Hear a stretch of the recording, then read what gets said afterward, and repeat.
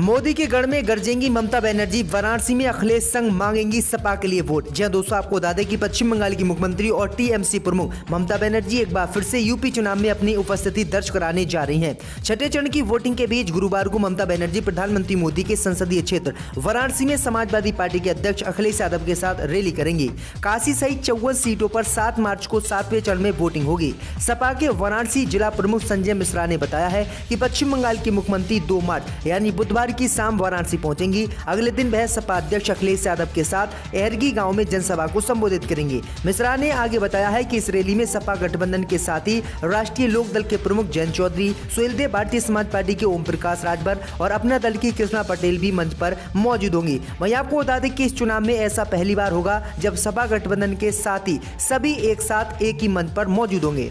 इसी के साथ आपको बता दें दोस्तों कि स्वामी प्रसाद मौर्य के काफिले पर पथराव, बेटी संघमित्रा मौर्य ने बीजेपी पर लगाया आरोप।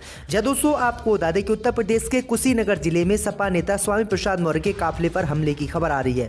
इस पथराव से कई गाड़ियों के शीशे टूट गए हैं। स्वामी प्रसाद मौर्य ने इस हमले का आरोप भारतीय जनता पार्टी के समर्थकों पर लगाया है। वहीं बीजेपी सांसद और स्वामी प्रसाद मौर्य की पुत्री संघमित्रा मौर्य ने हमले का आरोप बीजेपी के कार्यकर्ताओं पर लगाया है। समाजवादी पार्टी ने इस हमले की निंदा भी की है।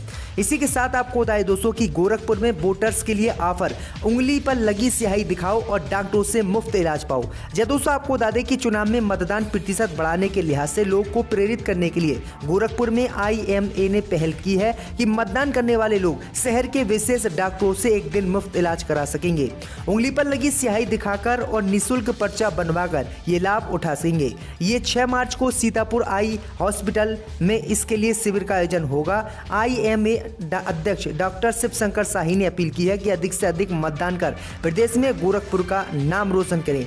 इसी के साथ आपको बताएं दोस्तों कि करहल के बाद अब पूर्वांचल में उतरेंगे मुलायम सिंह यादव, दोस्त के बेटे के लिए मांगेंगे वोट। जब दोस्तों आपको बता दें कि उत्तर प्रदेश विधानसभा चुनाव की सियासी जंग पश्चिम से होकर शुरू होकर अब पूर्वांचल में पहुंच गई है। सपा संरक्षक मुलायम सिंह यादव अपने बेटे अखिलेश यादव के बाद अब अपने दोस्त व सहयोगी के बेटे के लिए वोट मांगने उतरे हैं।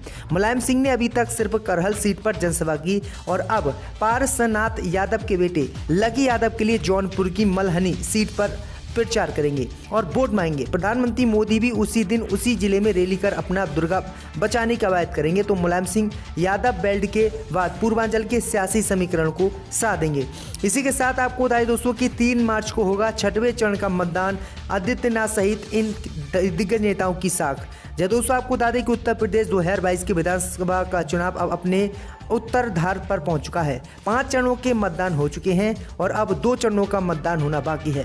बचे हुए 2 चरणों में 6वें चरण का मतदान 3 मार्च को होगा।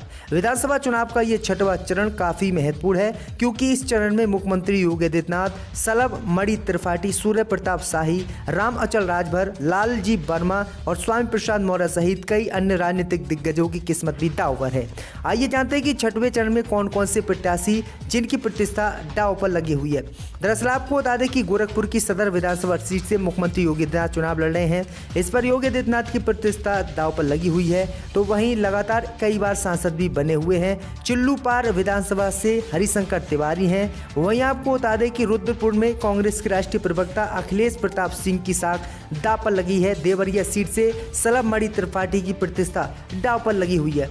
इसी के साथ आपको बताएं दोस्तों कि प्रियंका गांधी ने भाजपा पर बोला हमला, कहा आज़ादी की लड़ाई लड़ते वक्त हम साथ थे, अब धर्म पूछते हैं लोग।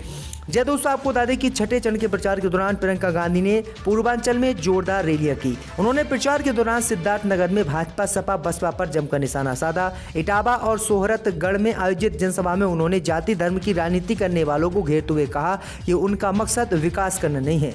जनसभा के बाद उन्होंने फरौंदा, महाराजगंज और बस्ती में डोर टू डोर जनसंपर्क किया और कांग्रेस उम्मीदवारों को वोट देकर उत्तर प्रदेश में कांग्रेस की सरकार बनाने की अपील की। कांग्रेस महासचिव ने लोगों को संबोधित करते हुए कहा कि चुनाव के समय तमाम राजनीतिक दलों के नेता आकर अपने भाषण देते हैं। सपा बसपा और भाजपा के नेता जब चुनाव आता है धर्म राजनीति की बात करते हैं। उनकी राजनीति जाति और धर्म पर टिकी है। धर्म जाति के नाम पर ये लोग चुनाव तो जीत जाते हैं लेकिन आपके क्षेत्र में काम नहीं होता।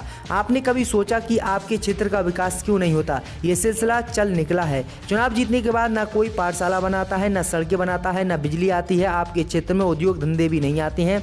उन्होंने कहा है महिलाओं के साथ अत्याचार भी लगातार होता है। प्रियंका गांधी ने कहा है कि जब आज़ादी की लड़ाई लड़ते थे तब कोई व्यक्ति किसी से धर्म नहीं पूछता था, लेकिन आज अगर हम चुनाव लड़ते हैं तो हमसे जाति धर्म पूछा जाता है। इसी के साथ आपको बता दें दोस्तों कि सपा का बीजेपी पर आरोप, एसडीएम ने बीजेपी को वोट देने का बनाया लोगों पर दबाव। जब दोस्तों आपको बता दें कि उत्तर प्रदेश विधानसभा के 5वें चरण के मतदान जारी है। इस चरण में राज्य के 12 जिलों की 61 सीटों पर मतदान किया जा रहा है। मतदान शाम 6 बजे तक डाले गए वोटों में है। इसी दौरान सपा ने शिकायत कराते हुए लिखा है कि गोंडा के विधानसभा तरवजगंज 299 में एसडीएम घर में घुसकर बीजेपी के पक्ष में मतदान के लिए लोगों पर दबाव बना रहा है। सपा ने अपने ऑफिशियल ट्विटर हैंडल पर ये बातें लिखी हैं और कहा है कि गोंडा के विधानसभा तवरगंज 299 में एसडीएम घर में घुसकर बीजेपी के पक्ष में मतदान के लिए दबाव बना रहा था। चुनाव आयोग और जिला प्रशासन तत्काल संज्ञान लेकर इस पर गंभीर कार्रवाई करे। इसी के साथ आपको बता दें दोस्तों कि अखिलेश यादव का वार, भाजपा सरकार की ढिलाई की वजह से आज एक परिवार ने यूक्रेन में खोया अपना बच्चा। जब दोस्तों आपको बता दें कि यूक्रेन के खार्किव में मंगलवार सुबह कर्नाटक के छात्र नवीन शेखरप्पा ज्ञान गौदर की मौत हो गई। बताया जा रहा है कि नवीन भोजन के लिए किराए की एक दुकान के बाहर लाइन में खड़ा था।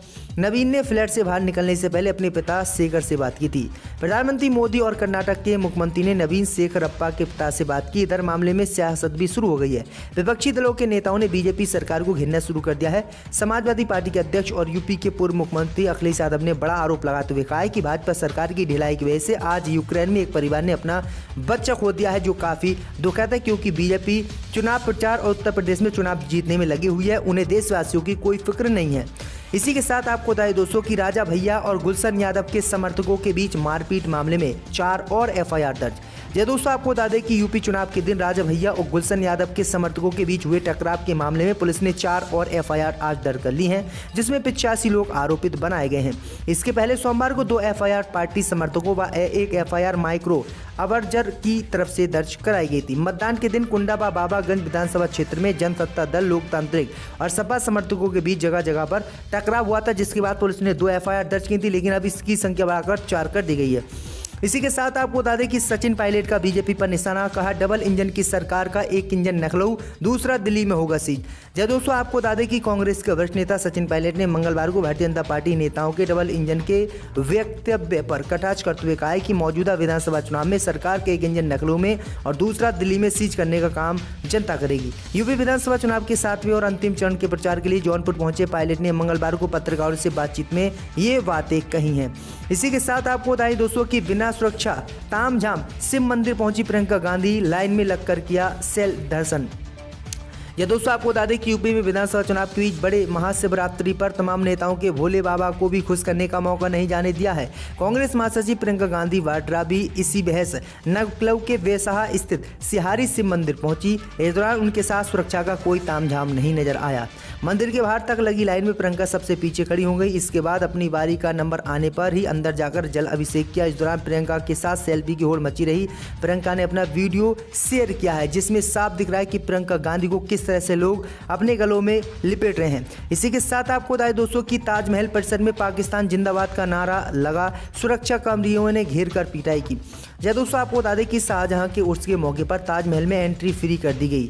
इससे भारी भीड़ उमड़ी और अफरा तफरी मच गई। इस दौरान कुछ अराजक तत्वों ने भारत के खिलाफ और पाकिस्तान के पक्ष में नारेबाजी शुरू कर दी। नारेबाजी शुरू होते ही हड़कंप मच गया। सुरक्षा कर्मियों ने तत्काल नारे लगाने वालों को पकड़ा और घेर कर उनकी पिटाई कर दी। मंगलवार को ताजमहल जाने सैकड़ों सैलानियां लबालब थी। हर गली में भीड़ दिखाई दे रही थी। भीड़ के कारण स्मारक परिसर में तो पैर रखने की जगह नहीं बची। भीड़ इतनी की चेकिंग होती तो कैसे, तो इसी को लेकर ये बड़ी अपडेट आ रही है। इसी के साथ आपको बताएं दोस्तों कि कितनी खतरनाक होगी कोरोना की चौथी लहर, आईआईटी कानपुर के वैज्ञानिकों ने किया दावा। या दोस्तों आपको बता दें कि कोरोना की चौथी लहर कब आएगी अभी ये कहना मुश्किल है। हालांकि वह भी तीसरी लहर की तरह ही होगी, मतलब कम समय के लिए और कम घातक होगी। ये दावा आईआईटी कानपुर के वरिष्ठ वैज्ञानिक प्रो मरिंद्र अग्रवाल का है। प्रोफेसर अग्रवाल का कहना है कि चौथी लहर कब आएगी इसका आकलन करना अभी मुश्किल है। जब चौथी लहर की शुरुआत होगी तब इसके फैलाव और पीक का आकलन किया जा सकेगा। प्रो अग्रवाल ने कहा है कि देश में 90% लोगों ने प्राकृतिक प्रतिरोधक क्षमता विकसित की गई है। वैक्सीन भी लग गई है लगभग पूरे को, इसलिए वायरस का नया मूवमेंट बहुत अधिक खतरनाक होने के बाद भी स्थिति भयानक नहीं होगी। उनका साफ कहना है कि अगर कोरोना वायरस की चौथी लहर जो है अगर आएगी भी देश में तो स्थिति इतनी भयंकर नहीं होगी जो दूसरी लहर या फिर तीसरी लहर शहर में थी, क्योंकि सभी लोगों को कोरोना की वैक्सीन लगभग लग चुकी है, इसलिए कि इसी ऐवान में टेबल पर पैसे डाले गए थे।